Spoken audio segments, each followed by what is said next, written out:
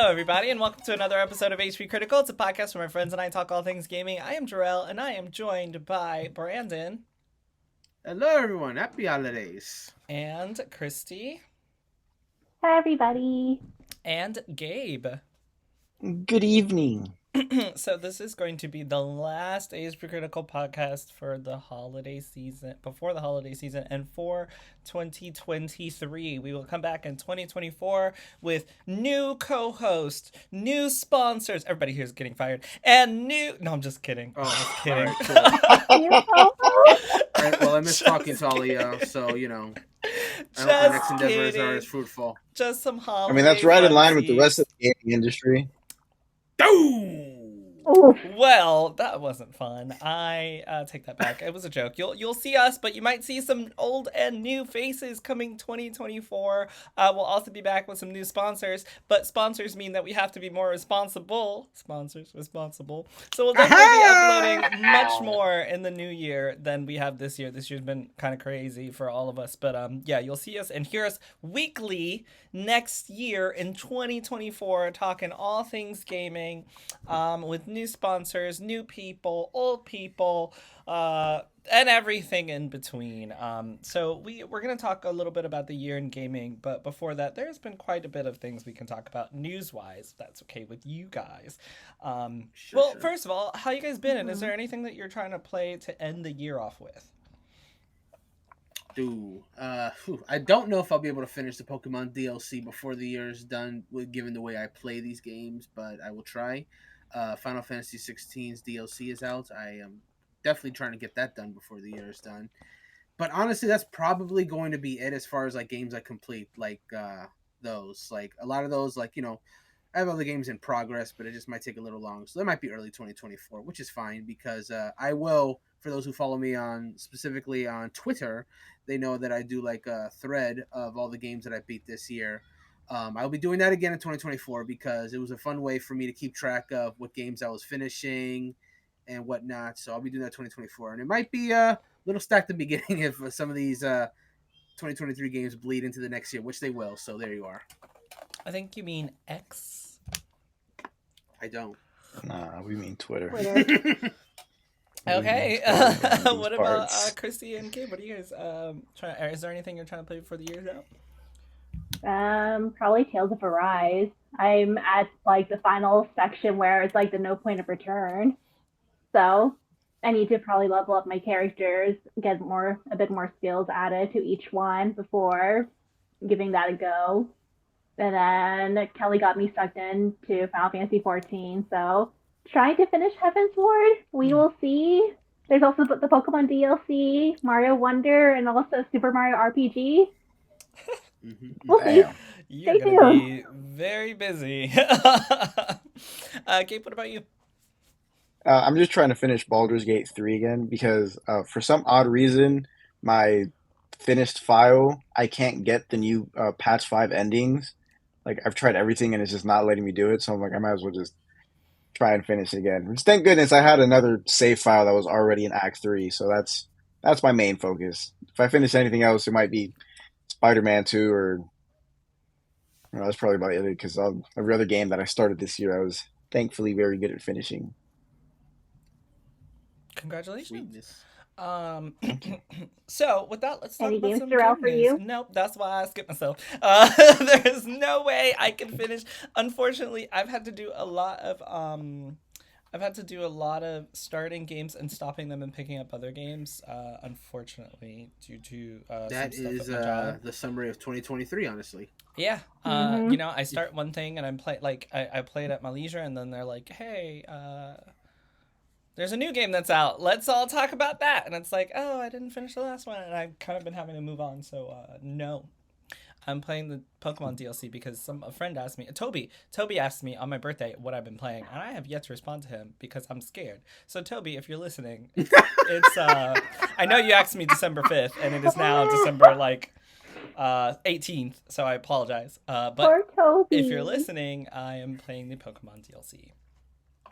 So let's talk about some gaming news as I confess that I'm a bad friend. So E3 is officially dead after more than 2 decades of hosting an event that has served as a central showcase for the US and global video game industry. The Entertainment Software Association has decided to bring E3 to a close. This is reported on by several websites. And basically, how do you guys feel about E3 now officially being dead? Also, if you have any fond memories of watching E3, talking about E3, or going to E3, now's your time to share them. Yeah, It so feels bittersweet.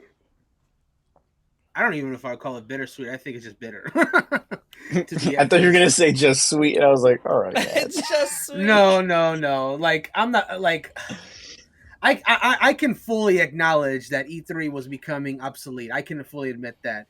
But I don't think there's anything sweet about it just dying, to be perfectly honest. Like its time has passed, but I'll still always miss it for what it was, not how it was in its last few years. Like when I'm thinking about like the good old years E3, in which I do have one story I'm gonna share, but talking about it as it is, like we have often referred to E3 as like Christmas for gamers because it was often a good time for us to see what cool stuff was coming on the horizon from the big three. Whether we cared about all three or not is another story, but like you always got at least one or two things that you were really hyped for that you would see, in the coming future.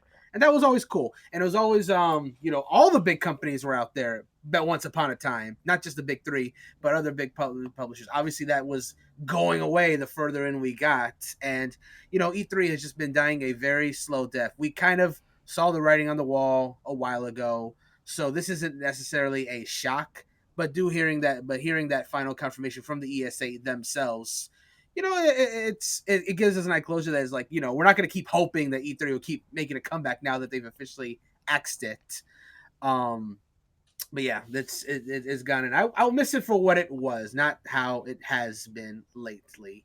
I guess if I had to share one E3 story, because I've been watching it for quite a long time, since 2009, I would say is the first one that I watched. I've never been to one, but I remember having some friends over to my house for, I want to say it was the 2018 E3, and I had like a few friends in my house for the infamous "Everyone Is Here" trailer in Super Smash Bros. Ultimate, and my best friend Zach, who was in the room with me, just hyperventilating at that trailer, like just the announcement that everyone is here, and then just going back to back every single character from Smash Bros. Game. He was just like not even kidding. Like we were all just like so happy during that E3 moment. That's one I'm always going to remember. Honestly, yeah, I'll miss E3, but guess we'll see what comes next for gaming announcements. Speaking of that 2018 E3, I was writing a piece for work, and it had me going back through all of the years of E3, and I know exactly what you're talking about because I was watching that while I was working. And anyone, you can all literally go to the Game Awards website and watch all of the presentations from 2014 and beyond. And that one, I didn't even remember that they actually showed off the game, and they had the orchestra play the theme song of the game, and then the game released that same night. It was like, it's out tonight. That was no, I'm so wrong. That was the Game Awards. What am I talking about? That was not E3. I'm talking about the Game Awards. Ignore everything I just said. But it was cool nonetheless, because that also involves Smash. Like that, yeah, like you said, that was the night. That's not E3, so we're getting off topic. Was the Game Awards. Nevertheless, yes, I'm sorry. Nevertheless, that was the night before Smash came out. I know because I had friends over my house for the Smash Ultimate launch part. That was the one I talked about last podcast when I was remembering my good friend Rob, that we had him over and we saw the real Joker, and that was nice. Yeah. I think my favorite my favorite memories of E3 were just covering them with you guys years ago. Like, that was a lot of fun. That was fun. It was very stressful, but we did really good work. This is not a memory. Our Twitter, our live tweets. That was fun between me and Marissa. We were like, oh my god, yes. How can anyone live tweet E3? God bless you guys. Getting the socials up to date with it was some fun times. Speaking of Marissa, I'll never forget how in the E3 where they announced Banjo was coming to Smash, her headline was literally like, Banjo Kazooie is coming to Smash, and I'm freaking out. Yes, it was great. I was just like, I was just so happy for her specifically because that obviously meant a great deal to her. Yeah, she went to E3 the year Yeah. that I did not actually. Oh, really? Yeah, she went the year after I went, and then I went one year, and then she went the next year, and I was unable to go that next year. But she had a great time. She has some very good memories. Where you were saying something, Gabe? Oh yeah, I was just gonna say it sucks that I'll never get to go to an E3 because That like one it like stinks too. yeah, I was never really like when it came to conventions and stuff like that, or big, I was call it big get-togethers when it comes to like stuff that I like. I didn't really pay attention to E3 until I think it was maybe 20, might have been 2015, 2016. But yeah, but the more I tuned in, I was like, damn, I really got to go to this, one day. Maybe when I'm older, and I have my secure job and I have the money to do it, whatnot. And me being naive, thinking E3 is gonna last that long. Oh, So kind of sucks. Never gonna go to one, but it's always nice to like hear everyone's stories of when they did go to E3 because it's just it's everyone has such a happy story and it's so cool to see. It's like, oh my gosh, like E3 was it. Like that was such a awesome thing to experience. But my favorite trailer, probably on par with Brandon's, was the Smash Ultimate one because I mean it's Smash, and that one that one surprisingly, sorry, I was thinking about it. I was like, am I missing something? No, that one actually beat out Tears of the Kingdom because mm. Tears of the Kingdom. The more I thought about the trailer coming out in E3 and the game kept getting delayed, I was like, you know what, you've spoiled my taste. But this is me. um, yeah, good times. I'm like looking at my pictures from. I went to E3 in 2015, which feels like so long ago. I With remember, Grayson. Jarrell. You know what's funny? Like literally a few days ago, I finally got around to listening to the memory card memoir. Shout out to Sterling Mm, Silver of your episode with you and Sterling talking about Octopath Traveler. great And I remember game. and I Yes, yes. And I remember you talking specifically to Sterling about like how you went to E3 was with Grayson and saw the Final Fantasy VII remake trailer, and at the time not understanding why it was such a big deal. Yeah, I had Like how not far we've played. come. I had not played Final Fantasy VII ever, like in my life, and I just knew one thing about it, and that was it. And I was in the theater watching the presentation with Grayson during PlayStation, and I was just like, why everybody hype? I have no idea what this is. Like, and everyone's like, oh my god! I'm like, Grayson, what is this game? Like, what is everyone freaking out Oh for? my goodness. And I had no idea. And then I saw like Cloud, and I recognized Cloud. I was like, oh okay, this is like Cloud. This is like Final Fantasy. But I didn't get how big of a deal it was until like years later. And then I think the next year I actually played on my way to CEO, actually. So it was actually not even the next year. I think it was like 2018 or 2019. No, 2018 maybe. I on my way to CEO, I played Final Fantasy VII for the first time, and I got it, and now it's one of my favorite games of all time. Um, yeah, it's a really cool time. I will say that E3 for me has always been something that kind of got me interested in the industry, and I think that happens for a lot of us when you see all of these really fun, exciting things all the time, and you could be a part of it. I did some fun stuff. I went to interviews. I went to after parties. Got a little drunk. It was a great time, and I'm unfortunately sad that it's not something that's gonna come back. But yeah, I can't.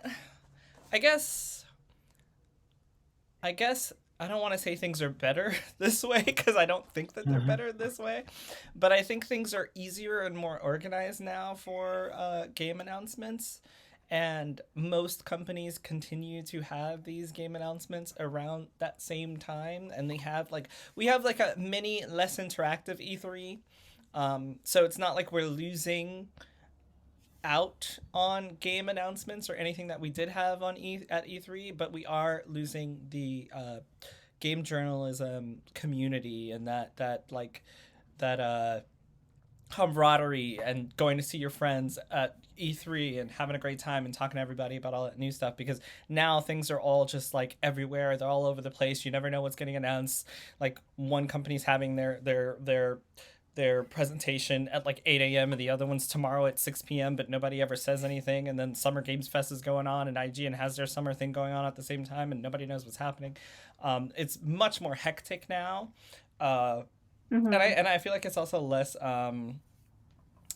less connected now. But I mean, it makes sense, and I have nothing else to say about E3. It was a great time, and it sucks that it's going to be gone, because it's kind of why I think myself and a lot of our friends have gotten into the industry. It was like our in, right? Like, it was our inspiration and our moment to want to be there and do those things. So it sucks. You know what else sucks? What else sucks? Segue. The Dungeons and Dragons owner Hasbro has announced a huge wave of layoffs that affect over 1,000 staff members.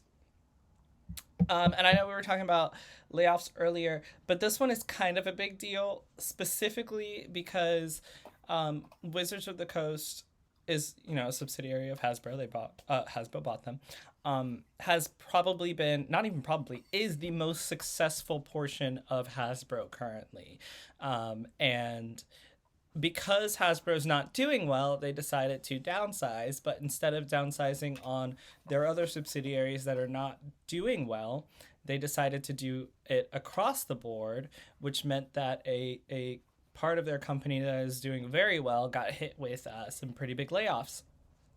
And I think the worst part about this is that a lot of those people who were laid off were senior members who'd been at the company for, more than 10 years, some of them going on 20 years. A big one was the co-creator of 5th edition Dungeons and Dragons. And also the wildest thing is that, and another one was, I don't know if anyone's into Magic the Gathering, but there's Universes Beyond, which is Magic crossover with a bunch of different IPs, including Tomb Raider, Jurassic Park, Lord of the Rings was a big one. Final Fantasy's coming up, Doctor Who. She was in charge of all of that. She also got laid off. And she had also been at the company for a very long time. So it didn't see, a lot of people were kind of confused as to how people who basically thought, I've been here for 20 years, I've got a secure job, I'm running this thing really well, were able to just be let go in a sweeping motion. Lots of designers and producers lost their job, including former devs, senior employees. They're all gone now, and Hasbro sucks. And the biggest thing about it is just that, and the something that Gabe, I'm sure, will go on to talk about, is that Wizards of the Coast is having a very good year. The Universes Beyond brought Magic the Gathering back into the fold, and it brought a lot of new people to Magic. It brought a lot of old people back to Magic, and it made quite a bit of money, especially with their Lord of the Rings crossover, which I don't think Gabe plays Magic the Gathering, but I do believe he bought some of those cards. And I was going to be buying the Final Fantasy cards, and I don't play Magic the Gathering either. But that, along with the D&D movie that came out, there have been a ton of D&D products that have also come out, and the mixture of Dungeons and Dragons and Magic the Gathering being at basically their height after a very long time. And for viewers, Gabe is showing us some of his Lord of the Rings cards from the Magic the Gathering Universes Beyond Lord of the Rings collection, which had amazing artwork. I will not go into the controversy of changing the race and skin color. It wasn't controversy. It was just a bunch of losers getting their fucking knickers in a twist because they don't know how to have an imagination. Getting their what? Sorry. Their knickers in a twist. Knickers. N-K-N-I-C-K-E-R. I was just talking about black people being playing Lord of the Rings, and you were saying words, and I was like, what? Gabe is playing Magic. Gabe is playing Magic, and clearly Drell's playing Yu-Gi-Oh! Because he just played a set of trap card.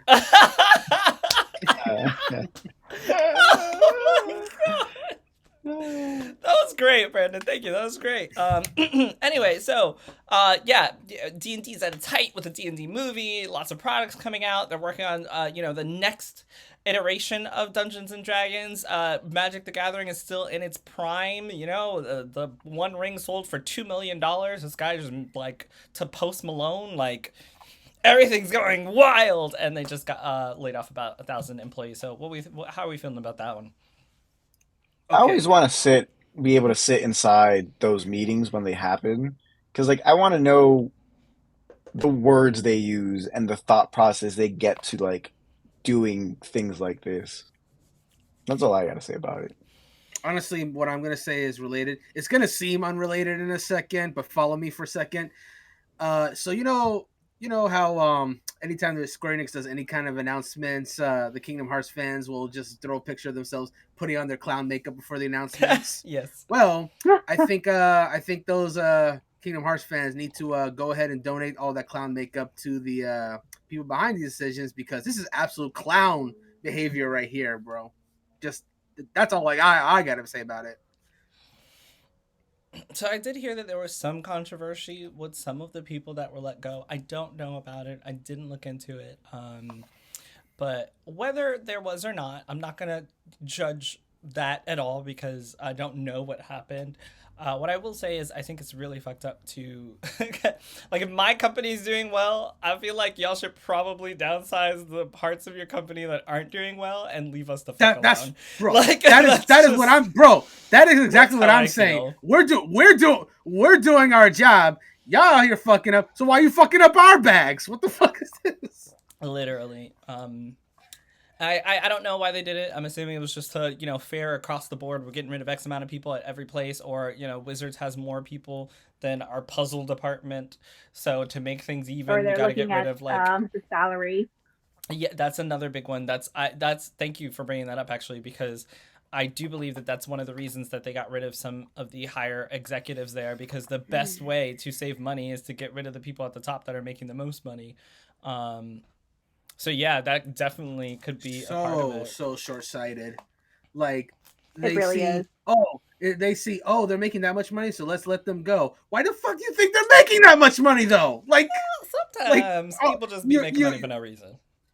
No, you're right. You're right. But I'm saying is like it would take thinking like for longer than maybe a minute to like come to a correct conclusion on that matter. You know. But also, they let go some of the execs with departments that are doing well, and you're like, why? Yeah. What was the point? Yeah. Clown shoes. Gotta save that money. Gotta save Clown that shoes money. and clown makeup. So, notorious ransomware group Rycidia has reportedly hacked Insomnia Games, giving the studio 7 days to pay them $2 million or they'll leak everything. So what do you guys think studios can do to prevent this? And do you think this is a bluff or not? And what are some of the ramifications of if this doesn't happen? And what would you do? Would you pay them? Wait, ramifications of what doesn't happen if they don't pay, or if they if they don't pay? Yeah,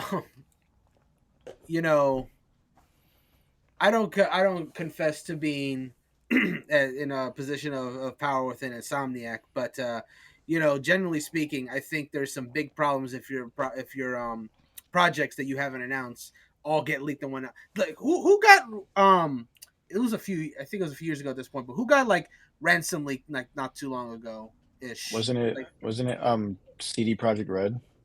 No, it was someone else. Wasn't it Capcom or was it someone else? PlayStation get hacked every fucking week. So so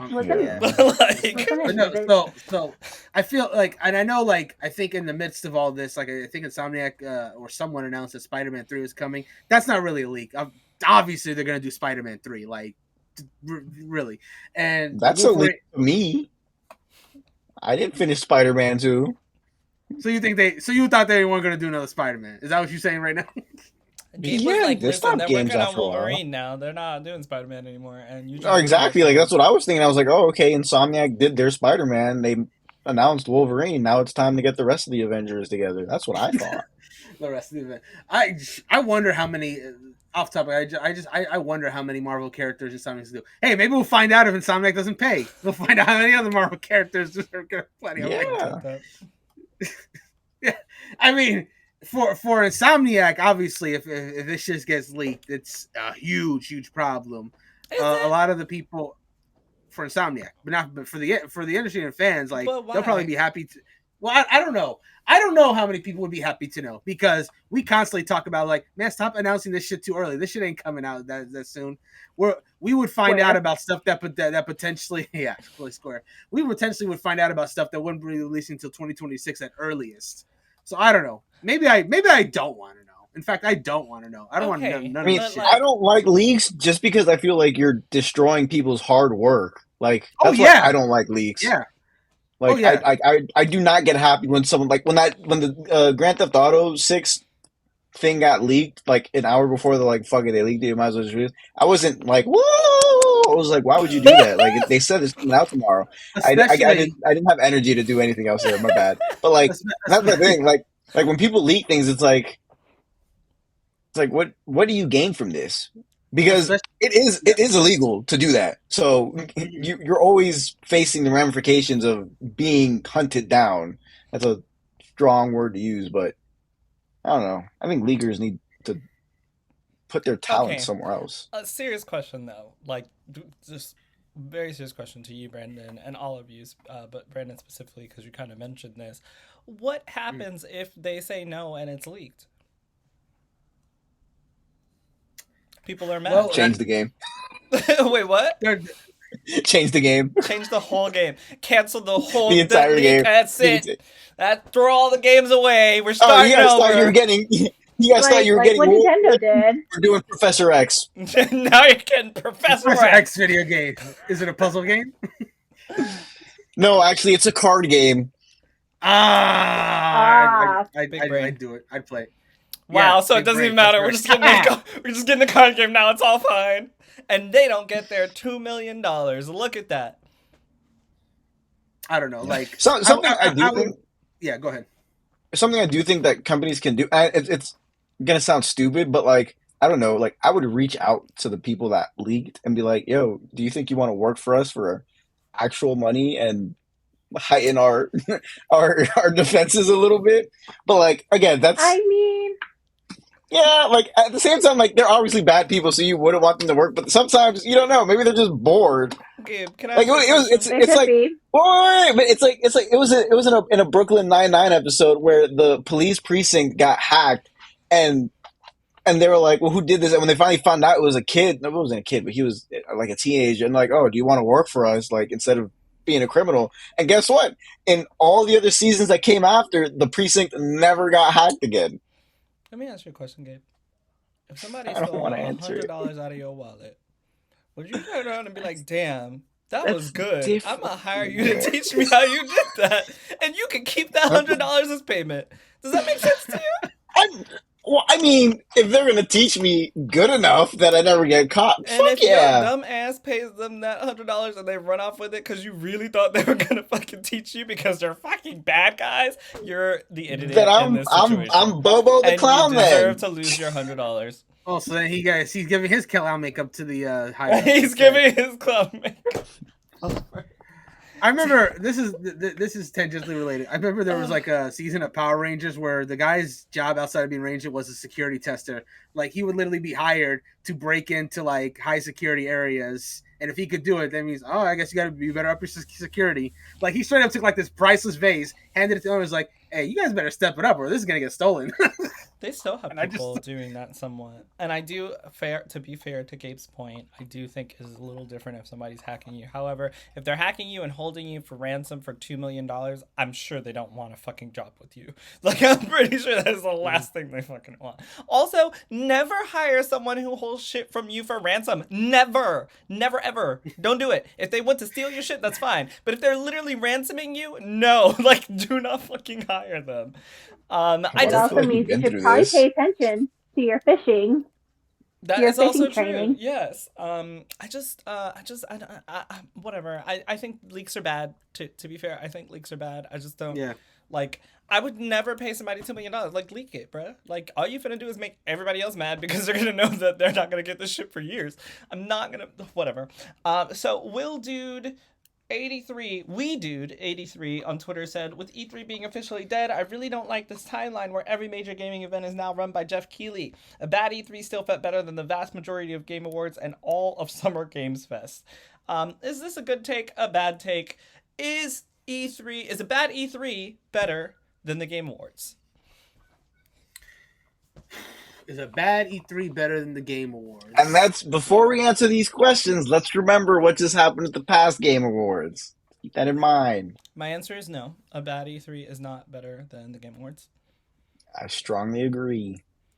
Because those Because last couple of years of E3, they were so Yeah, useless. They Like, were rough. we they got were more they at were the They were Game rough to rough. Awards. watch. We literally got more They at the were Game rough. Awards. We just had to sit through some bullshit, but we got more at the Game Awards. Like, remember that either last year or Yeah. no, 2 years ago, maybe 3 years ago, the Game Awards was used to announce the next generation Xbox. Like it Yes. is Yes. a big deal. So yes, Yes. a bad Game Awards I- is better. I'm sorry, a bad E3 is worse than the Game Awards. Yes, 100%. Yeah. No. Yeah. You know what? I agree too, and I agree specifically because what I was referencing earlier when we were talking about E3 is these last few years of E3 were pretty bad. Like I would say like the last maybe 2 or 3 E3s were probably among the worst, and that was obviously the first sign that E3 was going to die in the first place. Before that, we had some middling E3s. I wouldn't say any of the middling ones are worse than the Game Awards, but if we're talking about E3's last dying years, then yeah, absolutely, the Game Awards now especially have definitely surpassed the game news. Which that, of course, raises another debate about like should a game award show be better than a show that was about announcing games? But that's not something I'm going to really get into. But no, I agree.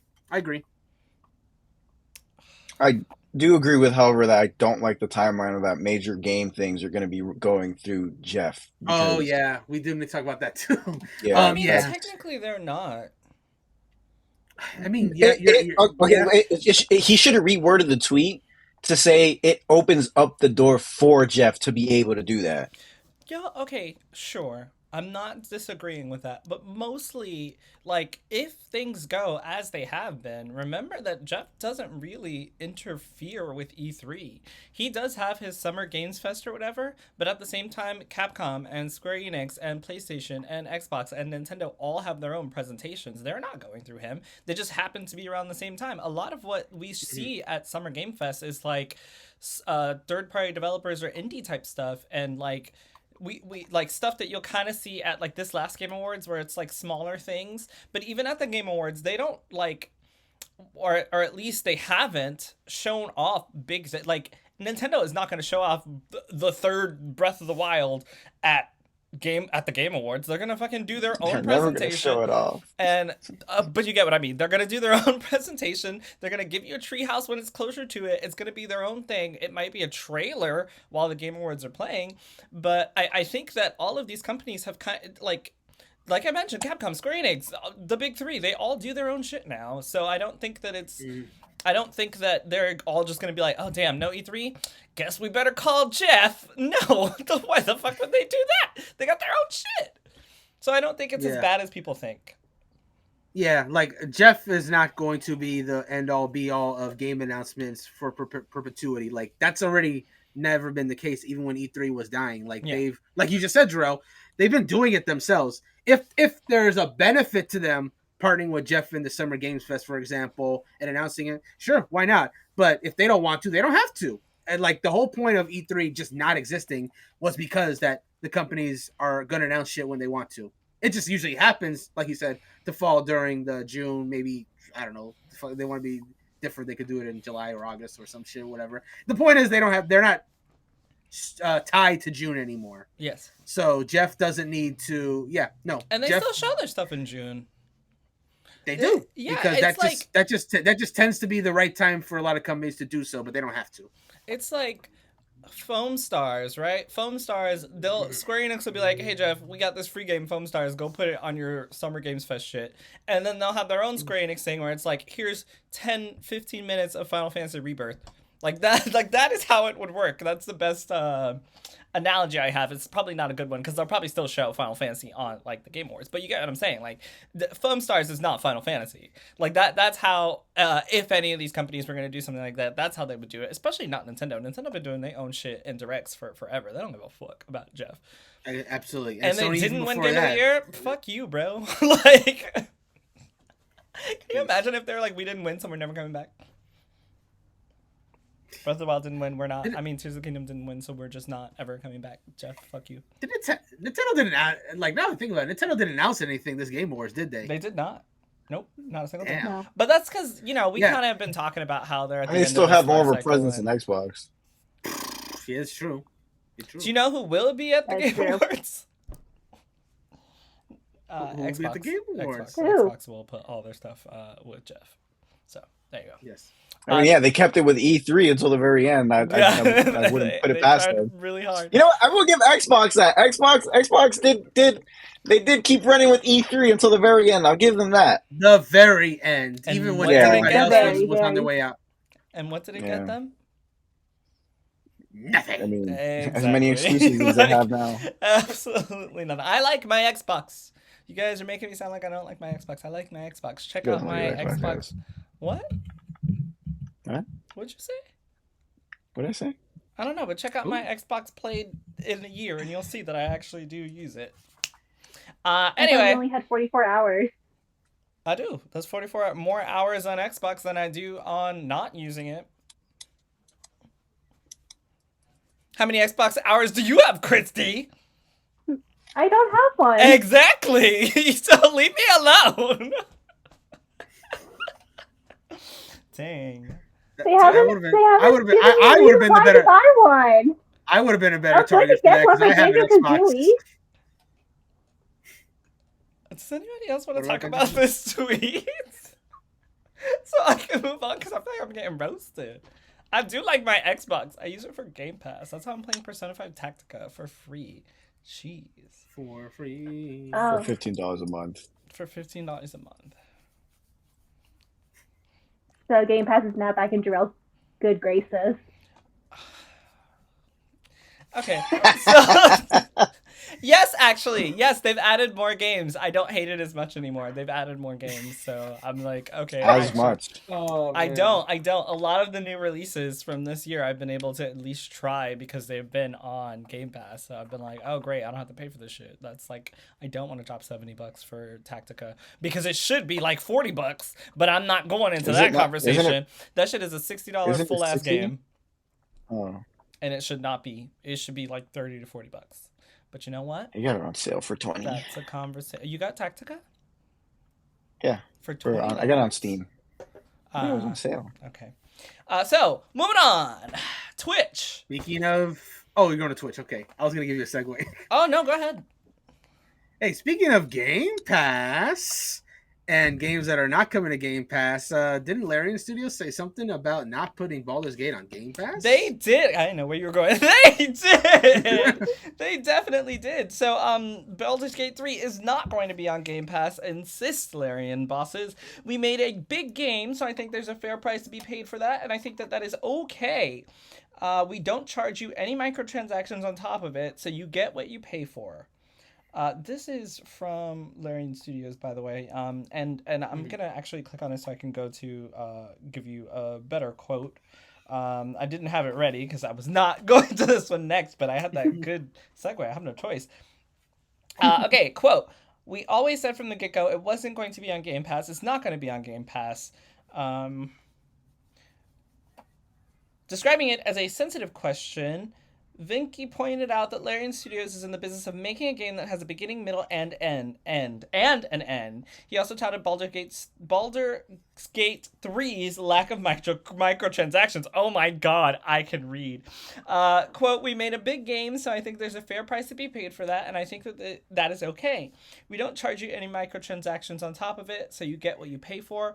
Up front, it's a big, meaty game, so I think that should be able to exist as it is. This is what allows us to continue making other games. According to IGN's sister site How Long to Beat, a completionist run in Baldur's Gate 3 can take upwards of 144 hours.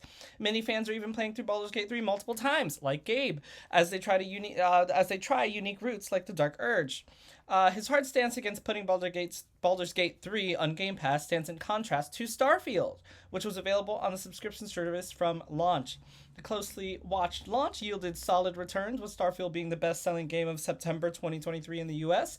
Elsewhere, the service's relative costs and benefits have been hotly debated, with some independent developers coming out strongly in favor of it, while publishers like Take-Two call it value destructive. And this is like, it was a little bit of a tangent.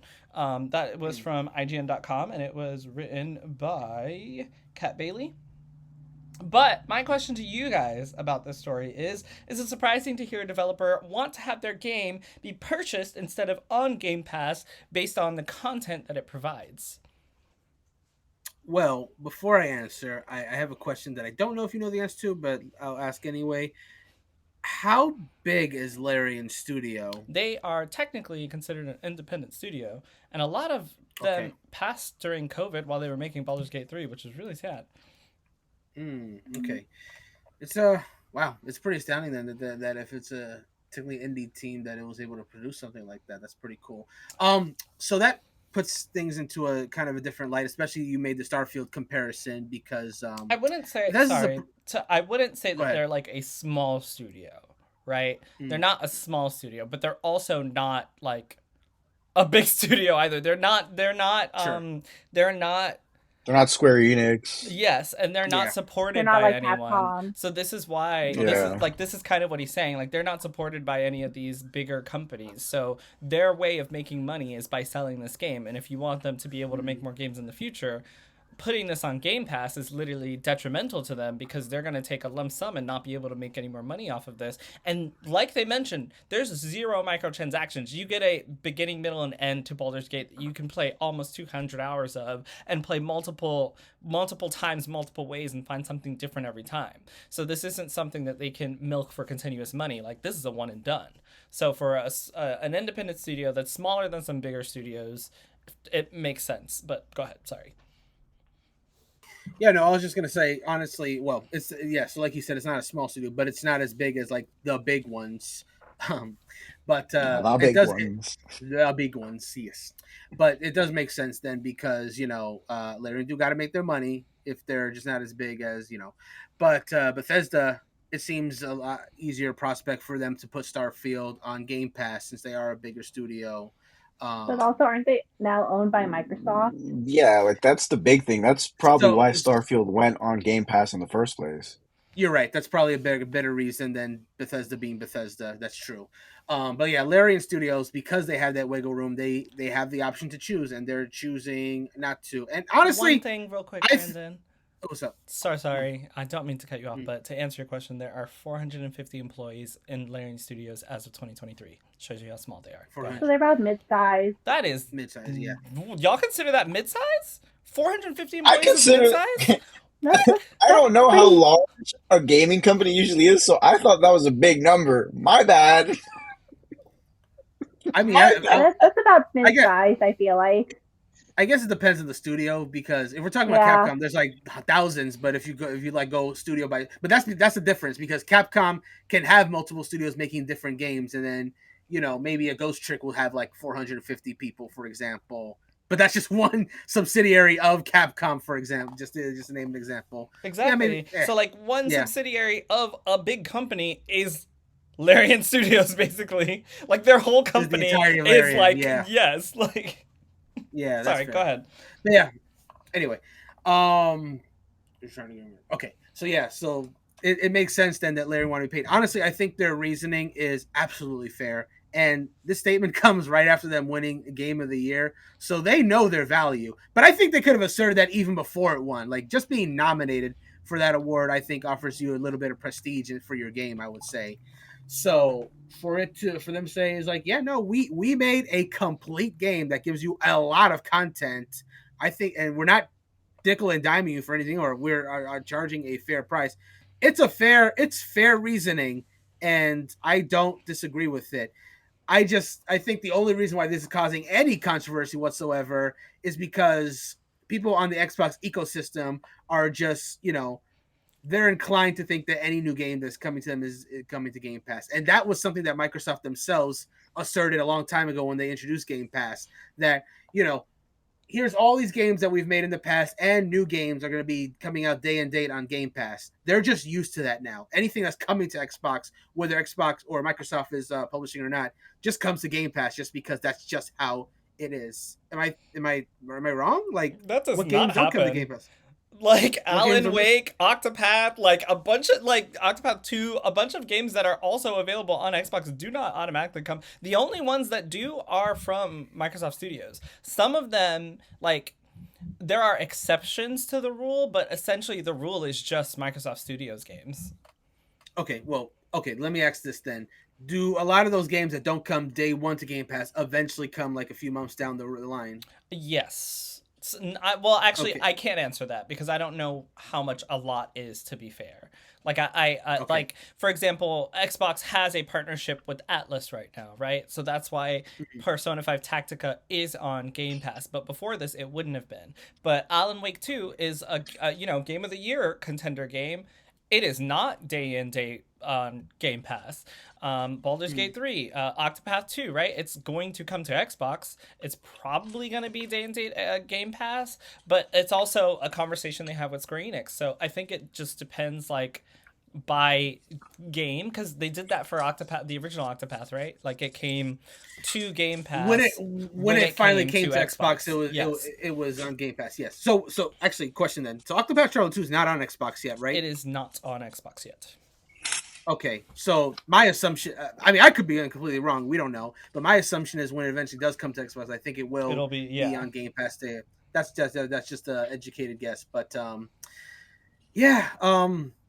But even so, like, so obviously, fair. You've named some examples where they don't necessarily come day one to Game Pass. I think this is probably. I think the reason why this is probably just getting much traction again is because it is the Game of the Year winner, and I guess a lot of Xbox owners would, yeah, obviously be happy to know that this subscription service they're already paying for will now get them a Game of the Year game. But that's obviously not going to be the case now, and they're actually going to have to spend money. Which, I mean, if I have the subscription and now I'm being told I have to spend money for a game, I get it.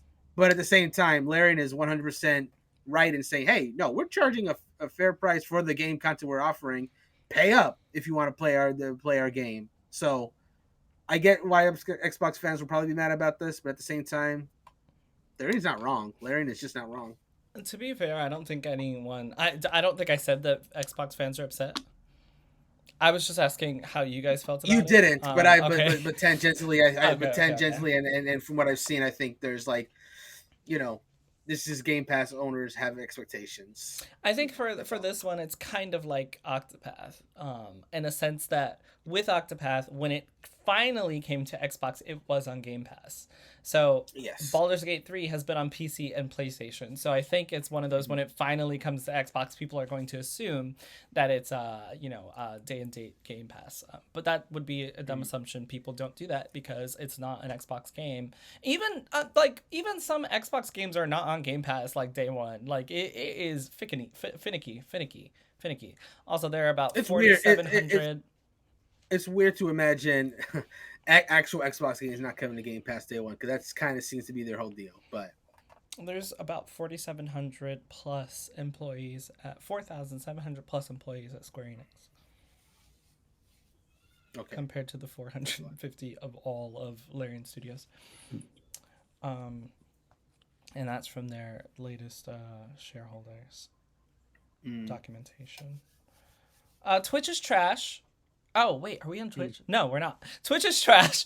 Yeah, we are. No, we're not streaming on Twitch, so I can say this. It's going to YouTube. Twitch is trash. It's also going to your listening wherever you listen to podcasts. Twitch is trash. They decided that they were going For a third to time. allow, yes, because they are, allow artistic nudity following a viral topless meta. So what was happening was that there were some streamers who would stream topless, but you could see, you could only see so much, that you couldn't see their full breast or nipple, but you could totally see that they were naked, and they would do motions and movements that would make their bodies jiggle, and it would be a whole thing. And essentially, what happened was people felt like it wasn't fair, because some people were like, well, how can they basically be nude, but I can't be like nude, or I'm getting banned, but like this woman's clearly not wearing any clothes. So they decided to update their sexual content policy. The changes include that certain content now allowed with labels would be there, and artistic nudity would be permitted under the sexual themes label. So as long as you labeled your Twitch as sexual themes, artistic nudity would be allowed. Game nudity is allowed contextually. Body painting would be acceptable with appropriate labeling. Mature games labels generally cover content that would be nudely artistic, and stream visibility would be impacted by the content labels. Twerking, grinding, and pole dancing would also now be allowed without a label. You could do all those things with no label. And previously, some dances were prohibited and others were allowed with a label. And first, enforcing on dances, regardless of context, meant our policy prohibited twerking at a wedding or taking a pole dancing exercise class, for example. Policy now takes context into consideration and only prohibits streaming inside of an adult entertainment establishment. So you could do all your shit that you wanted to. Just you can't do it in like a sex shop or something. And this got a lot of back and forth for several people. And I'll give you a little bit of one of the Twitch streamers who this was in response to claims for. She did an interview with Dextero. And she said, I think there are constantly people on the platform that abuse the very vague terms of social service, Twitch has. It's why Amaranth is as wealthy as she is. And she goes on to just talk about like what this means for her and the way that she streams. But Amaranth went on to slam topless streamers and claim that Twitch's hot tube meta made her wealthy. And there's a back and forth about all these people who are just like, this isn't right and this is right. But before we move on with the story, how do you guys feel about this? Which, spoiler alert, the policy has been canceled now. But hearing about it, how do you guys feel about Twitch allowing artistic nudity and it being very vague?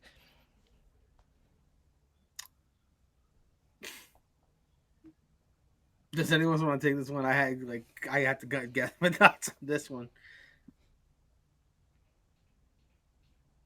Okay, well, I might have more to say once we say the full story. Honestly, I forgot my mic was off.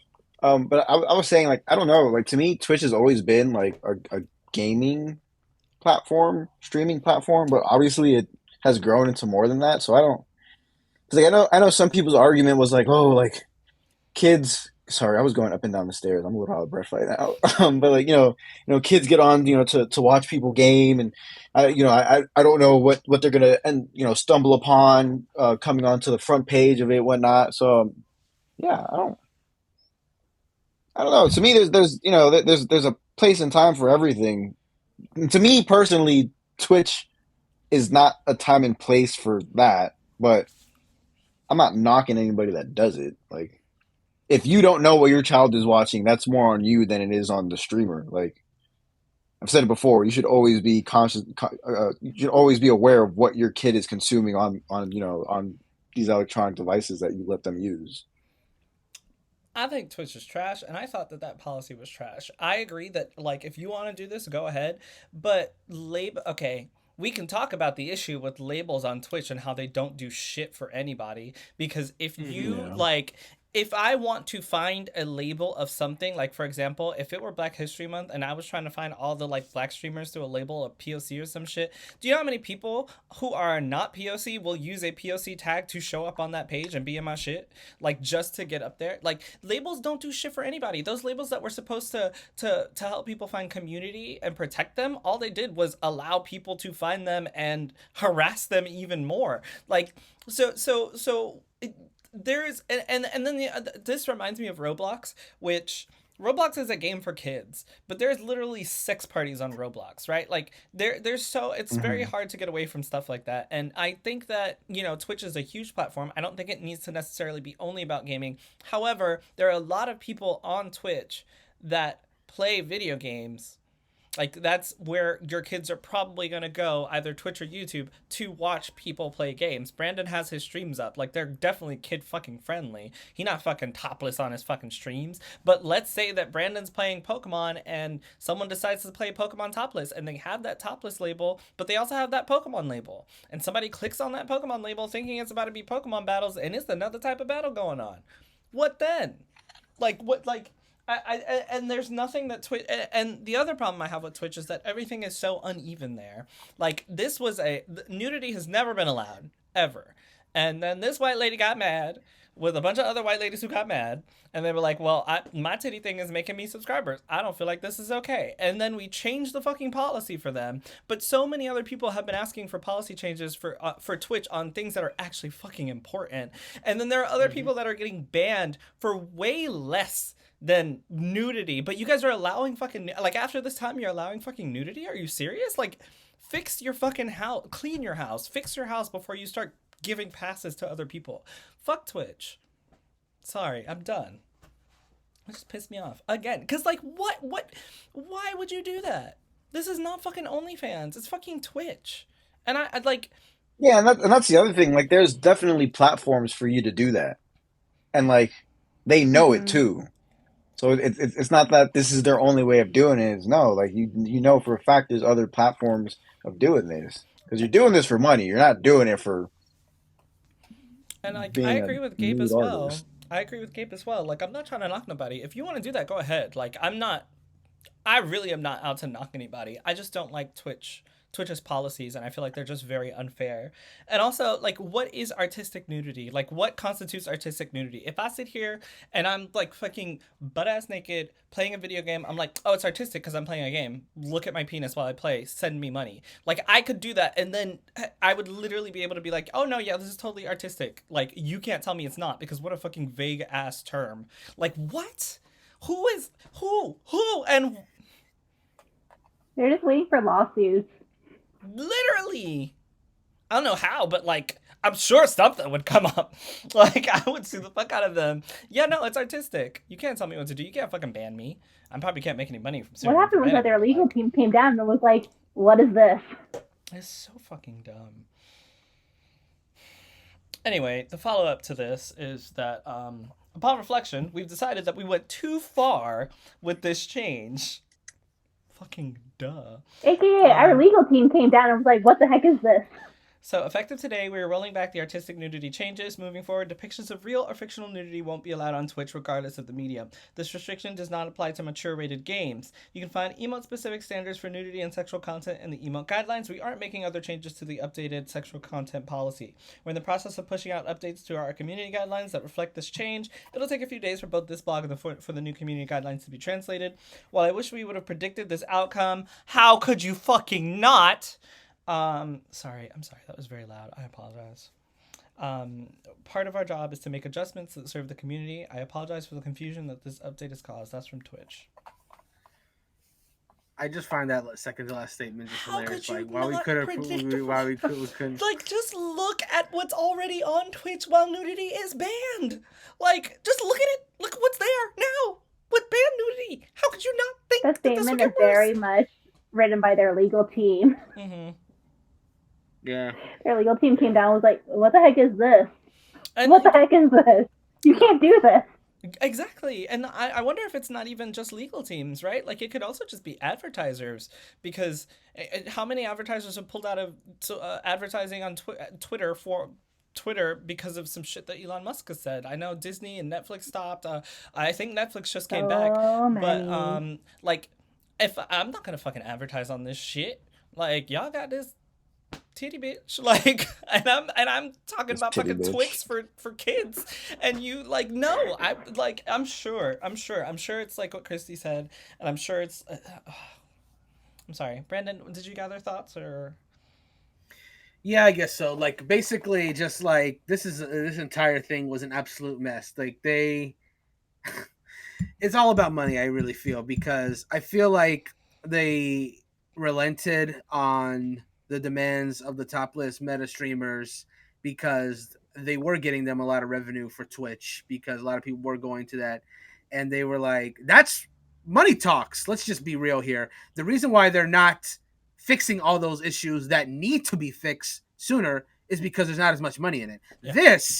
These people were getting them some big money revenue. So if they said, "Hey, can you help us, Twitch?" They says, "All right, fine, because we'll get that money."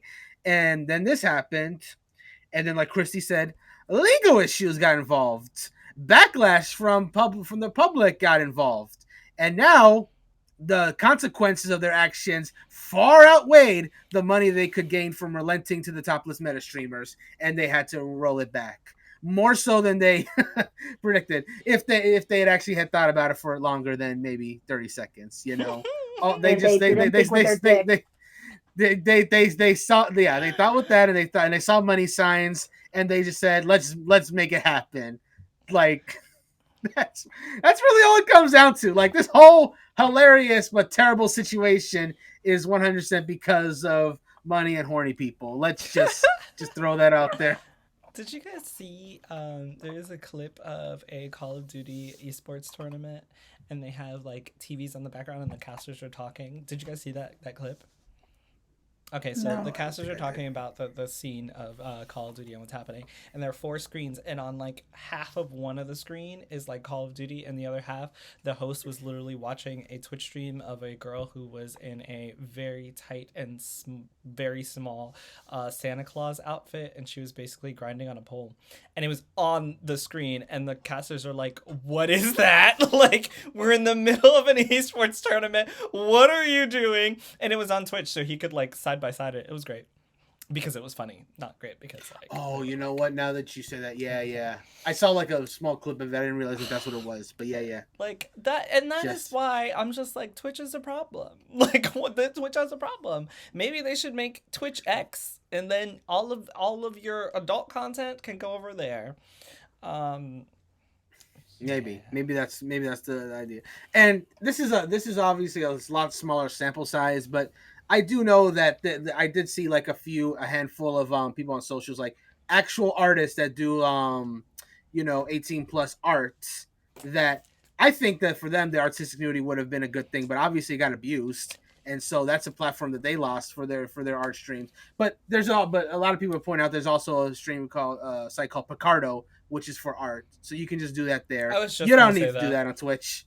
You don't need Twitch for that. Like, that's where your audience. That's where I think our audience is probably more prevalent anyway. So it's Yeah. a non-issue, I feel. Last thing I'll say about this is I don't think everything is for everyone, and I've said this before. Like, I don't think that like. If you build hard games, I don't think you should be forced to make them easier for the general public. If you are drawing and you know that you have nudity in your drawing, I don't think Twitch should have to change their policies to allow you to be there, right? Because that's not what Twitch is for. When you have dedicated websites to do things like that. You have dedicated games for people who want to play cozy shit. Like, you find your lane, go in it, and enjoy it, is my point. And I don't think changing policies, site-wide are always a good thing, because they're not. Like, no, take it elsewhere. But also do what you want. I'm not telling anybody they can't do anything. Do what you want. If titty bitch want to keep streaming wet titties and it's making money, girl, make your money. I don't care. Make your money. Just don't force huge policy changes for you when they're like not worth anything. I don't want to say not worth anything, but you're not making the platform better with these changes, if that makes sense. Like, if you were making changes that were protecting people, like during Stop Asian Hate or something like that, or Black Lives Matter or something like that, if you're making changes that are actually helping people, or changes to the way that you let people monetize their own content, like let people make their own money, like those changes, yes, but like nonsense changes, shut the fuck up. Like I'm about to, because we've been here for a while, so let me hurry up and get through these last stories. True. Today, I'm here to discuss some of the exciting content coming to Suicide Squad Kill the Justice League, the upcoming online multiplayer action shooter from Rocksteady Studios. I forgot that it was online, not gonna lie.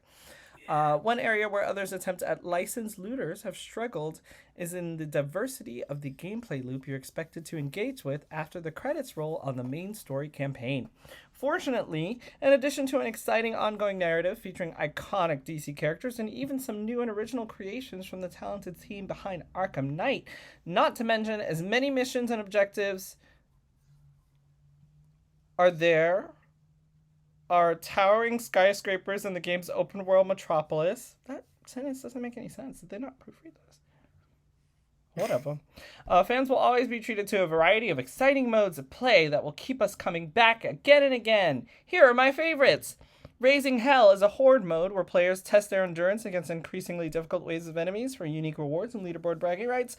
QVK is a 4v4v4v4 PvPvE mode, a distinct cousin of Destiny 2's Gambit with some twists. Teams are pulled into multiversal rifts and must fight and complete objectives to earn favor with a sadistic villain. Entertain him enough and you may receive advantages to help you take out your opponents. Join an in-game clan of active players. You'll always have a squad online to take up these challenges with you. And if you've got a couple friends who prefer the same character, don't worry. Teams can feature as many as 4 of any single Suicide Squad member, so you can play how you want. That sucks. I'm so excited to sink my teeth into the next chapter. Blah, blah, blah. Don't forget blah, blah, blah. 72-hour access. Nobody gives a fuck. Look, it's not me because the first comment here on the Twitter is are they or are. So it's not me. Somebody else calls it out too. I can actually read. Okay,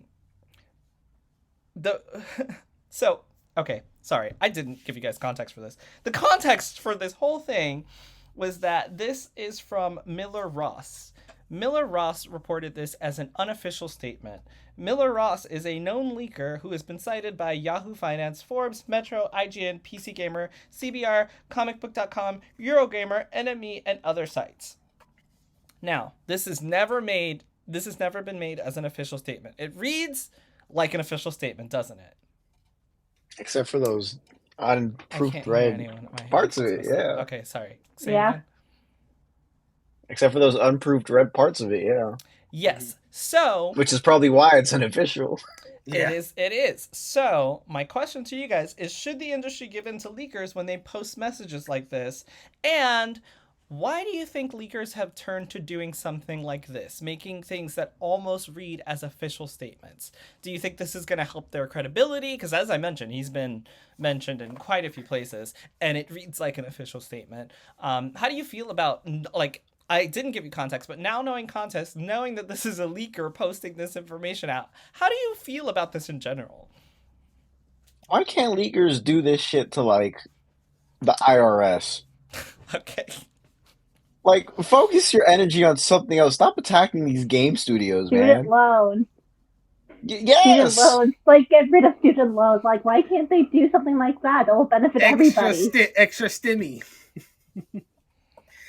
Yeah, give us an extra stimulus or some shit, man. Stop attacking.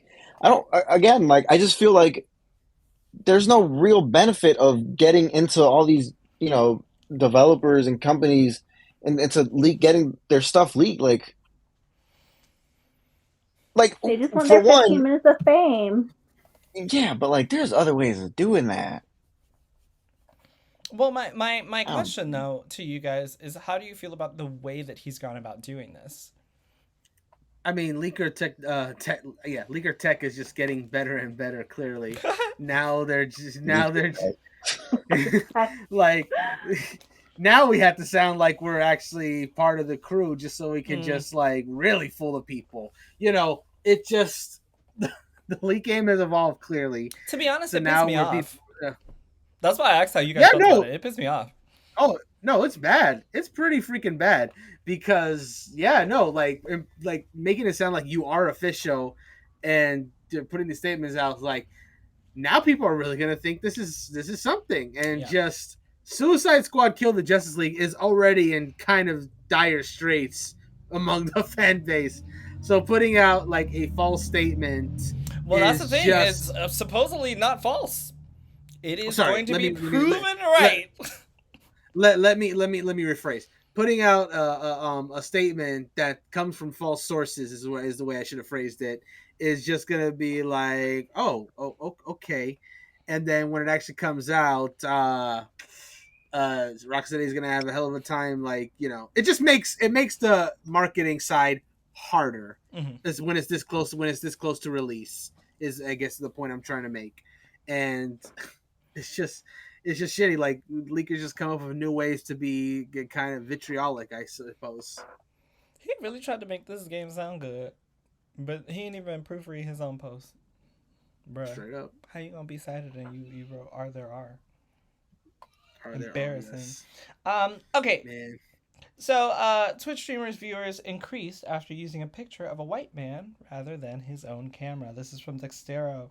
Twitch streamer Just Relax Kid went viral after pointing out what seemed to be a huge viewership increase after switching from his camera to a drawing of a white man. Many other black creators have tested this theory, reporting a huge increase in viewership on the platform. That's not funny. I'm sorry. I'm not laughing.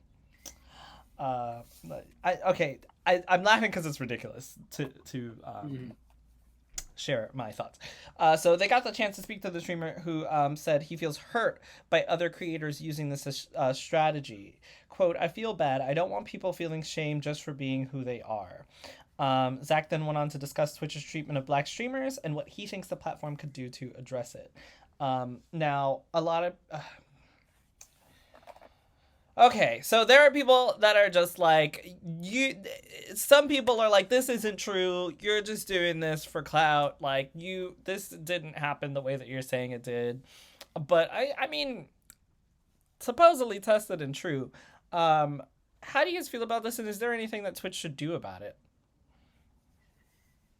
I don't trust Twitch to do anything good about this, to be quite frank. I just think this whole situation is kind of sad. It's a depressing situation.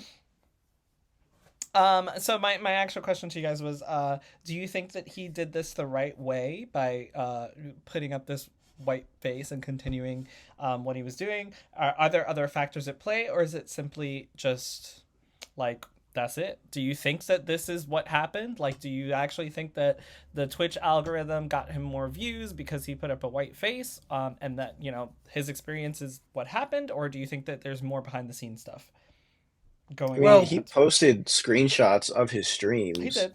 Yeah. While he did this, so it's, I mean, unless, because like my other thing is like, to people saying it's like, you know, it's fake and he had it set up a certain way, like, I'm sorry, but I'm not gonna get like 300 people to come into my stream to call Twitch out on something. Like, so to me, it's a very real thing that happened. He got just for context, he got 309 views on his regular stream, and then with the white face, he got 22,000.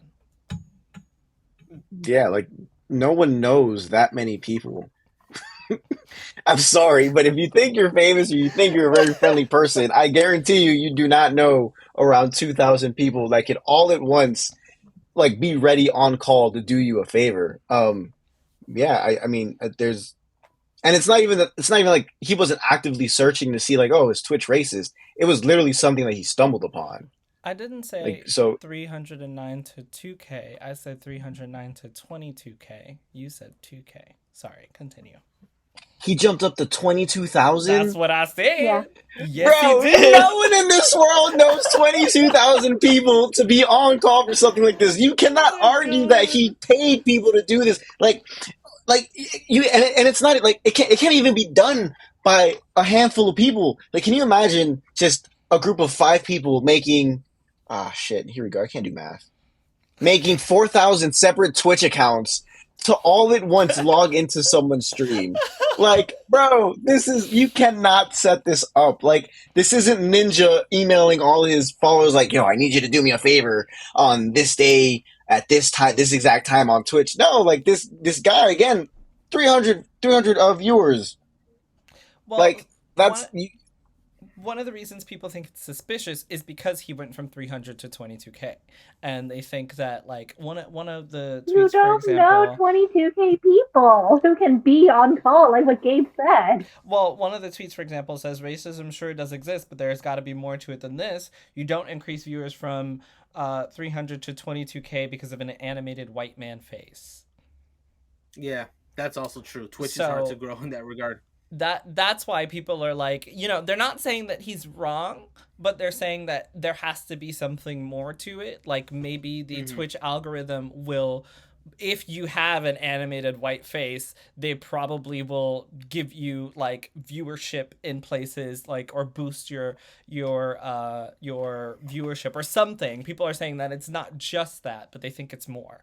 I mean, it could also just be that. I mean, he could be very, very fun and like be rated and I don't know. Yeah, I don't know. Like, Are you saying he's more fun as a white man? No, no.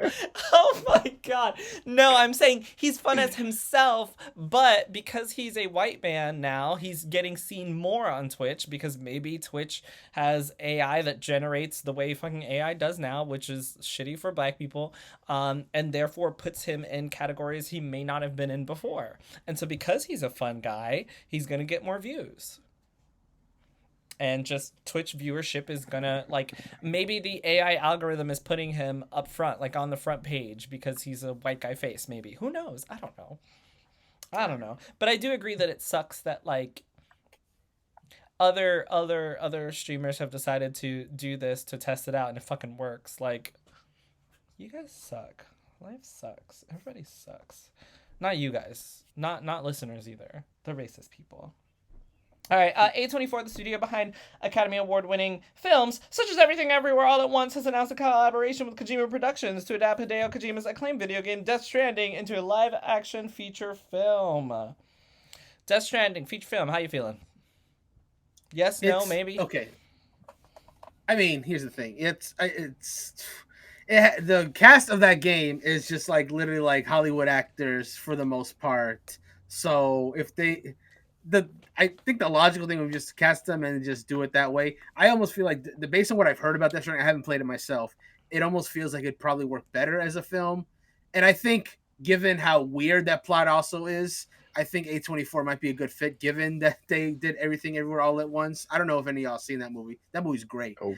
But it's a great movie, but it's also in that same quirky nature that I think Death Stranding holds. So I think that's a perfect studio for it. I think it'll be fine. I think it'll be a good movie. It may be a more accessible way for people to enjoy that story than actually playing the game, because I heard a lot of people just don't like Death Stranding. Like it's a very polarizing game. There are people that swear by it, love it, and there are people that just did not jive with the gameplay. So maybe this could be the way to experience story. I just think it's interesting that Death Stranding is a relatively new IP, and it got a movie before Metal Gear did. It's interesting that fate seems to be leaning that direction. I have heard that Metal Gear movie was in like development hell for over a decade now. So and now that Kojima's not Konami, that just may never happen. I don't know, but it does seem like this is happening. So, I think more signs are pointing to this movie being good.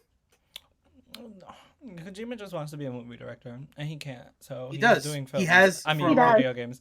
I know. That's what I'm saying. He has said that he's wanted to, and now he's getting the chance to be in movies, so he's gonna jump on it. I don't think Death Stranding is gonna make a good movie at all. The whole point of Death Stranding is connecting with other people.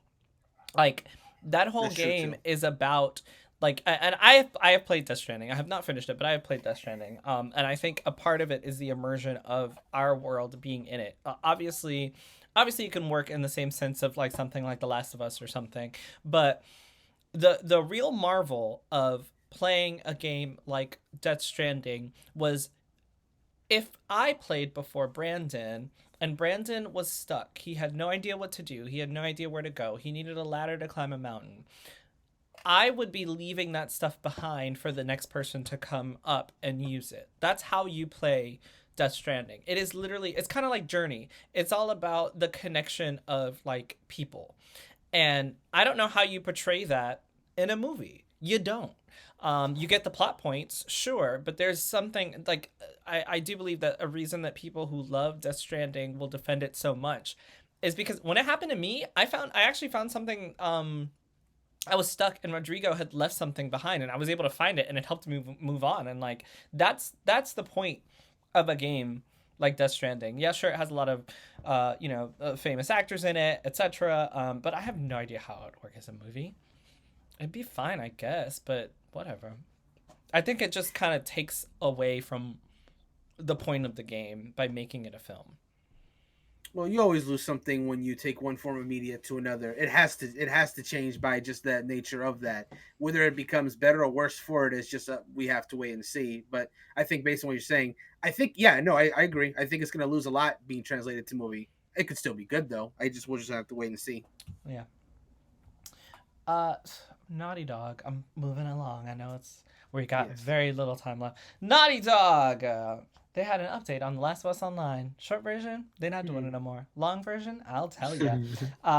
Yeah. So there's no easy way to say this. We've made the incredible difficult decision to stop development on The Last of Us Online. We know the news will be tough for many, especially our dedicated The Last of Us faction community. We've been following our multiplayer ambitions ardently. We're equally crushed at the studio as we were looking forward to putting it in your hands. We wanted to share with you some background of how we came to this decision.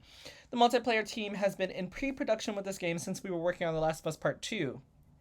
That was what, 2018, 2017? I came out when The Last of Us Part 2? Mm-hmm. That released 2020, but it's... Oh, 2020? Damn, okay. Yeah. As a multiplayer team, the multiplayer team has been in pre-production on The Last of Us 2, crafting an experience we felt was unique and had tremendous potential. As the multiplayer team iterated on their concept for The Last of Us Online during this time, their vision crystallized, the gameplay got more refined and satisfying. We were enthusiastic about the direction in which we were headed. Ramping up to full production, the massive scope of our ambition became clear. To release and support The Last of Us Online, we'd have to put all our studio resources behind supporting post-launch content for years to come, severely impacting development on future single-player games. So we had two paths in front of us: become a solely live service game studio, or continue to focus on single-player narrative games that have defined Naughty Dog's heritage. We're immensely proud of everyone at the studio that touched the project, the learning, blah blah blah, whatever. There's your description. They decided that they weren't going to go forward with it because essentially it would force them to be a live service studio just to keep up with the ambition that they had for The Last of Us The Last of Us multiplayer, The Last of Us Online. Sorry. My question to you guys: is this expected? Is this unexpected? I feel like we all kind of expected this because we've talked about it before. Can it be saved? Is there too much bad will going on with Naughty Dog? How do you feel about them canceling so that they wouldn't become a live service studio? Is the reasoning valid? Thoughts? Well, it's definitely not unexpected because the writing has been on the wall for this cancellation for quite a while. That's for dang sure. This whole game, this whole Last of Us Online multiplayer game, it's weird because its very existence is kind of circumstantial. Because for context, for people who don't know, the original The Last of Us game that came out on PlayStation 3 had that multiplayer mode, and it was Last of Us is very much a product of its time, in which games that were designed to be single player had to have some kind of multiplayer because, oh no, the player base won't stick with the game if it doesn't have some kind of multiplayer component. Uncharted got it. A lot of games that were single player focused just got multiplayer tacked in. And so that was the case for Last of Us. And yet, while most people will remember The Last of Us for being that great single player experience, the multiplayer wasn't bad. I've played it, A lot of and it people does have really a liked following. it. It was fine. I liked it. It's not what I came to the game for, but when I touched it for a little while, it was fine.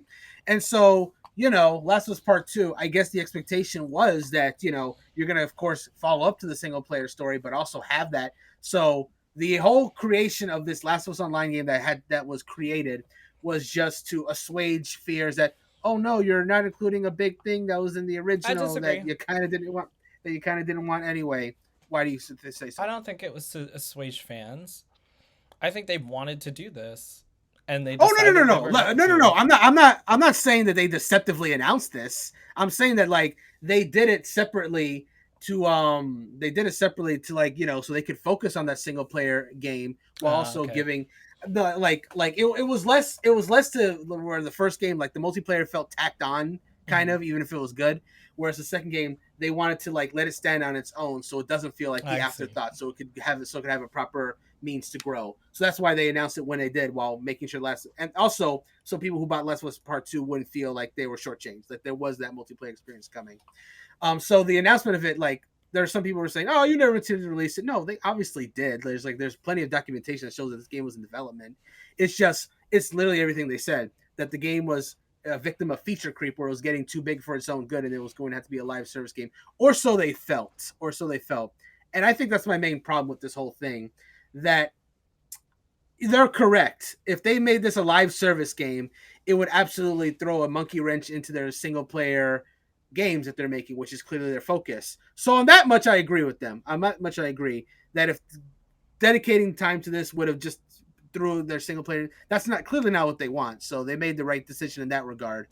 But I have to question of whether or not it was needed to be a live service game in the first place. Like, you can make a fun multiplayer game that doesn't necessarily have to be something that you dedicate 5+ years development for. You can just make a really fun multiplayer game, maybe 1 or 2 DLC, but doesn't need to be like routinely updated for like 5 years.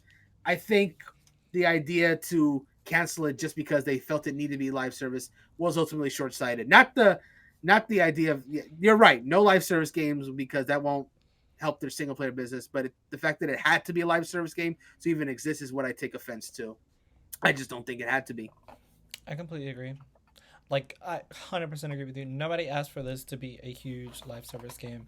Nobody asked for y'all to be in pre-production development at the same time and, like, come out with this outcome. Like, y'all kept telling us over and over, it's coming, it's coming. You showed us, you know, concept art before the show. Hell, the game done came. The game getting a remake on PS5. The show is come and gone. The show about to get a second season. And what the fuck? Now y'all are like, oh, it's too late. It was too late 4 years ago. Like, what? And there was no reason that this had to be a live set. Like, nobody asked for that. I completely agree with you, Brandon. Nobody asked for that. Just give us a multiplayer, like, title on the side. I don't even know why you didn't just pair it with the fucking game.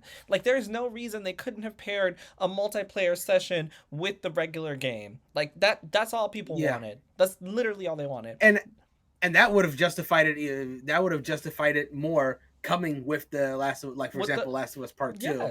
Yes. If it was that like for whatever reason they thought they needed to be bigger than that, and that's why they decided to release it separate. And then it got too big, and now we can't release it. So, you know, you kind of shot you 100% shot yourself in the foot. The best case scenario is, you know, whatever, maybe 2 or 3 years they announced Last of Us Part 3, and what they were going to do for that multiplayer kind of finds its way onto Last of Us Part 3 in a much simplified and lower free feature creep version, where it's not a live service game, and you just got kind of what you have with Last of Us Part 1, where it's just like a fun multiplayer mode you can play with your friends if you want to. I've lost faith. That's the best case scenario. Because I have to. But like, what a waste of time and money and resources just to cancel last minute. Who's the project lead on this game? You have restrictions. Pull back. Like, there's no need.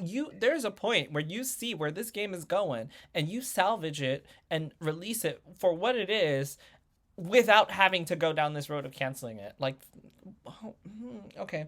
One more announcement. There just seems to be some bad business decisions, like, at the core of all this. Some people are saying that it might have been Sony who was demanding it, like, be a feature. But if it was, but that doesn't make sense, because if it was Sony, they would demand that it get released.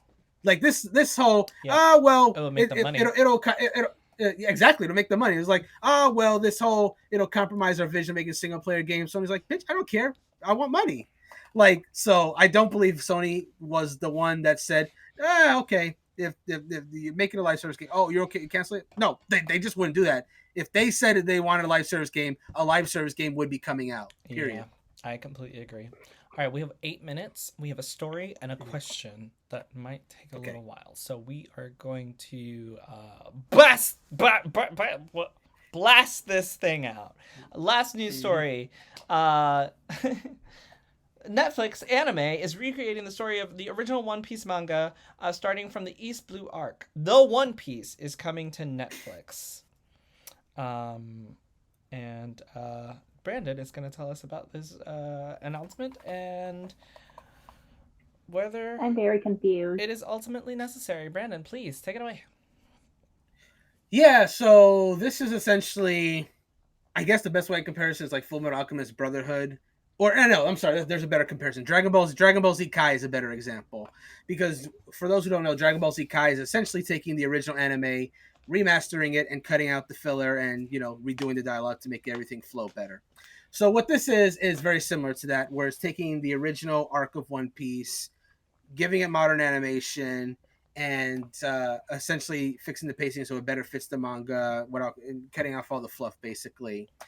That's more or less what it is. Now, obviously, the big thing is like whether this is necessary or not. There's like the main anime is still going. It is approaching its final saga, but like that'll still be a few years. One Piece is nearing the end, but also not really nearing the end. So the question is like, why did they announce this now and not wait until the anime was done? I had to think about this for a while, and ultimately talking to our mutual friend David on Twitter kind of helped me gather my thoughts on this situation.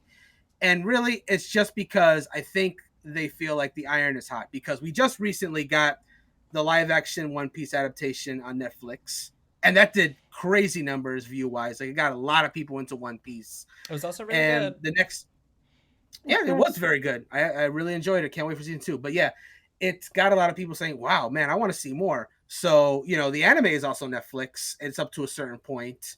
And there's some people that have really got into an anime. I have a close friend that she started watching anime with her boyfriend, and now they are almost done with all the episodes that are currently on Netflix right now, which is a lot. It's like over 300 episodes that are on there, and they did it. But then there's a lot of people who start watching the anime and are like, I can't do this. This is just too many episodes. So there's a demand that I guess needs to be filled with the anime. Like they want to have something that like won't last. It'll still be long. There's fucking One Piece, but like not as long. Like they can probably with this version tell the story in a lot less episodes in much more modern animation as opposed to the 90s animation that you get if you like start from the very very beginning. So yeah, it's very weird to have the reboot anime coming on the same time as when the anime is still going, but I think ultimately the timing feels as right as I think it's ever going to be. Because if you wait until the main anime is done, you may not have that issue or that interest is the word I'm looking for. And people just want One Piece now. Like it's still going to be a while for this to come out. So hopefully for Netflix and Wit Studios' sake, there'll still be people who want to watch the anime One Piece by that point. Maybe that point season 2 will be out and interest will come back up, but who knows? But anyway, yeah. All right, That's my thoughts on it. 4 minutes left. So, I'm sorry. Before I move on, does anyone else have any thoughts on One Piece? I was gonna argue it, but it's gonna take me more than 4 minutes, so no.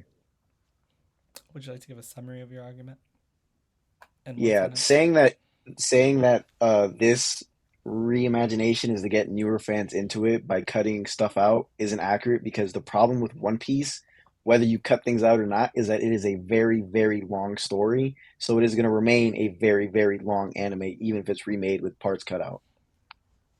I don't think they cut out important stuff, but anyway. And so it's still going to stay as long as it is. No, it won't. Yes. All right, well, Like, thank you for that one sentence of your explanation. We're going to move on, and you guys can have this conversation after the podcast. Last question for you guys, because it is the end of the year for us. No more podcast for 2023. What did you think of gaming in the year 2023? Everybody gets 1 minute. Starting with Christy. There's a lot of great releases. Like? Oh, I thought that you was have a it. minute. You gotta fill your minute with what you think of gaming in the year 2023. Let's hear it.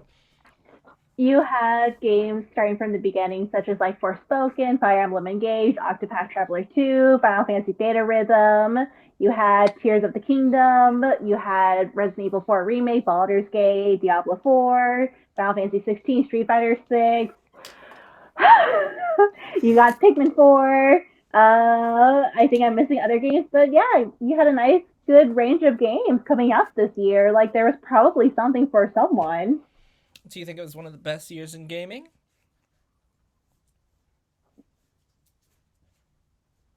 I mean, it was really good. I don't know if it would be the best. Any standout titles from this year for you specifically? There were a lot of good games, and I'm still not done going through all of them. Dang, she didn't say Detective Pikachu Returns. I was fishing for it. She didn't say Detective Pikachu Returns. But you have to admit that game was. I haven't played it yet, so the plot went to places that I didn't expect for it to, and I might have cried a couple times here and there. So what? Like, yes, then it was worth it. So yeah, it was a great year for gaming, and I mean, I finished the Pikmin game, and did I even finish Resident Evil 4 remake? No, I'm still stuck in the same place. But I you finished breezed Tears through of the Final Kingdom. Fantasy 16 and Tears of the Kingdom. Okay, Brandon, how was the year of gaming in 2023? Pretty good. I would say it was hard to keep track with a lot of these big games, honestly. I think I did pretty well, all things considered. The games that I was really interested in, I managed to put some decent time in, finished a few of them. Like, I'm glad I got through Final Fantasy 16, for example, Fire Emblem Engage, some of those longer games. But there's still a lot of games that I haven't finished and haven't even started. Like, that just speaks to just how stacked this was for gaming, that there's so many games that I would have played that if there just wasn't so many other games that are out that I would have gotten to. So that's a happy problem to have, but it's still a problem. But no, 2023 absolutely, in terms of game releases, was really good. It's one of the strongest years. But I have to mention this. It just, and I hate to put a downer on this, but like, all these really good game releases, and we have all these stories of layoffs that we just keep talking about on the podcast. Like, it just doesn't feel right, bro. That like we have all these great games coming out that are just doing somehow, despite all these games coming out, they're all managing to, for the most part, doing really well sales wise, and we can't keep these people, man. We get the game industry, like, behind the scenes, needs to do better, because obviously in front of the scenes they're doing fantastic. That just needs to be equalized. And that's how I feel about 2023. Great, Gabe. How did you feel about gaming in 2023? I felt like it was a very good year, especially after the kind of lull that we had after, during COVID, where it was like everything kept getting pushed back. It was like this year there was definitely a game for almost every single type of video game player out there, like, to enjoy. It was from start to finish. I mean, Christy and Brandon have already said, January brought us Engage. We got Forspoken, the Dead Space remake. And then it's just like it's almost like at every point of the year, even if you weren't super excited for something, you were getting something. Yeah. And so it was 10 out of 10. Probably one of the best gaming years in recent years. Okay, yeah, I completely agree. I think you guys said it best. I think there was something every month that I was like, yeah, I'm getting this. I think this year was really good for highlighting smaller games. I think there were a lot of really great indie games this year. I think there were a lot of really great smaller games this year that deserve more highlights than they got. I think there were a lot of overlooked games this year that were amazing, like Octopath Traveler 2. I think this year was great for fighters. Fighters are still coming out. Grand Blue Fantasy versus Relink just came out, or is coming out, I don't remember. But Street Fighter 6 changed the game, literally. Resident Evil 4 remake was awesome. You got stuff like Alan Wake 2 that just came out of nowhere and people are raving about it. Hey, no, sorry. My dog, she was about to do something she wasn't supposed to do. Yeah, things like Baldur's Gate 3 that, we had, I keep going back to, Diablo 4 was great when it came out. We had a conversation of what Starfield was going to be versus what it became. And even though not everybody likes it, it is a decent enough game. We had a conversation earlier in the year about what we thought Game of the Year was going to be, and lo and behold, it ended up being Baldur's Gate 3 at the end of the year, and that's just a testament for all the... Super Mario Wonder came out of nowhere as well as another one that people really loved and talked about. So yeah, I think this was one of the best years of gaming, and I think there was just so many surprises, so many smaller titles, so many bigger titles that we weren't expecting, and it was just really awesome. And with that, I think it's time for us to go. Happy 2024, everybody! By the time you listen to this, because it's coming out for 2024. We'll see y'all next year. Happy holidays, Merry Christmas, Happy Kwanzaa, happy Hanukkah, however you celebrate. If you don't celebrate, happy vacation time off for the holidays. Have a good one. We love you all. We'll see you in 2024. Goodbye, Bigger, everybody. better than ever. Yes, or exactly the same. But better. All right, bye, everybody. Good night. Bye.